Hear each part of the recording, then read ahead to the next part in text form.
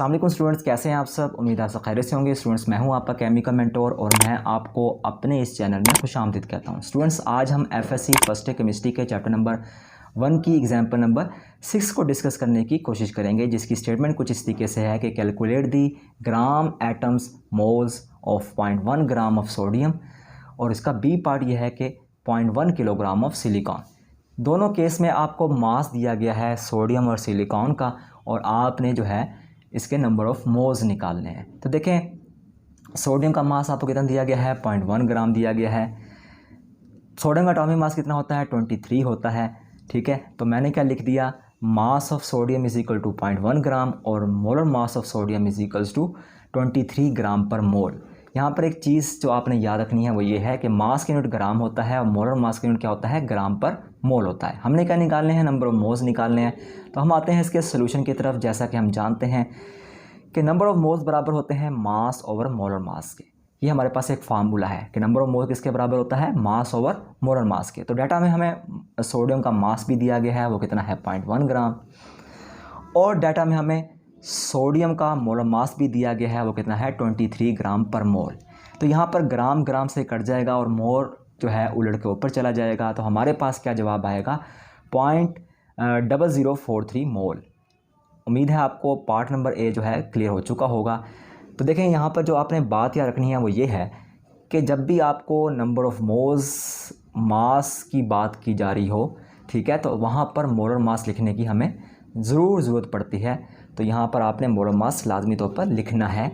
ठीक है, इस तरीके से देखें, हमें जो है सिलिकॉन का मास दिया हुआ है 0.1 किलोग्राम और उसके हमें नंबर ऑफ़ मोल्स निकालने हैं। ठीक है, तो 0.1 किलोग्राम को आपने हमेशा सबसे पहले ग्राम में ले जाना है। ठीक है, तो इसके लिए क्या काम करना पड़ेगा, आपको 0.1 को 1000 से मल्टीप्लाई करना पड़ेगा। तो हमारे पास जो जवाब आएगा वो किसके लिहाज से आएगा, ग्राम के लिहाज से आएगा। तो मास ऑफ सिलिकॉन हमारे पास क्या है, 0.1 किलोग्राम है। इसी को आप 1000 से मल्टीप्लाई कर देंगे, चूँकि 1 kg में 1000 ग्राम होते हैं।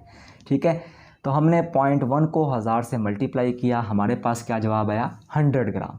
तो मास ऑफ सिलिकॉन हमारे पास आ गया 100 ग्राम। इसका मोलर मास कितना होता है, सिलिकॉन का एटॉमिक मास होता है हमारे पास 28। तो हम इसको ऐसे लिखेंगे कि molar mass of silicon is equals to 28 gram per मोल।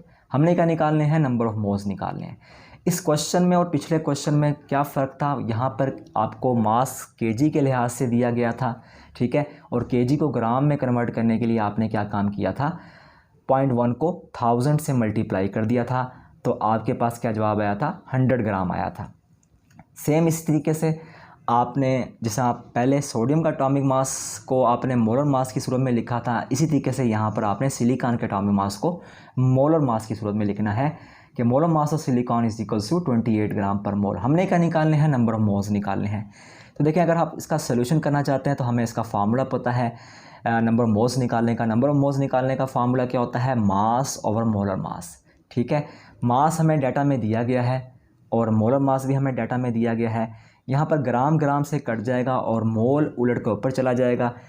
जब 100 को आप 28 पर डिवाइड करेंगे, हमारे पास क्या जवाब आएगा, हमारे पास जवाब आएगा 3.57 मोल। ठीक है, तो हमने क्या काम किया है, 0.1 kg सिलिकॉन के नंबर ऑफ़ मोल्स निकाल ली हैं। ठीक है, और इस तरीके से हमने 0.1 ग्राम सोडियम के नंबर ऑफ़ मोल्स निकाल ली हैं। इन दोनों क्वेश्चंस के लिए हमने एक ही फार्मूला का यूज़ किया है। वो कौन सा फार्मूला है, number of moles is equals to mass over molar mass. तो उम्मीद है आज का क्वेश्चन आपके लिए काफ़ी इन्फॉर्मेटिव रहा होगा। इस क्वेश्चन से रिलेटेड और इसके सोल्यूशन से रिलेटेड आपको मज़ीद कुछ क्वेश्चंस होंगे तो आप मुझसे कमेंट बॉक्स में पूछ सकते हैं। बहुत बहुत शुक्रिया।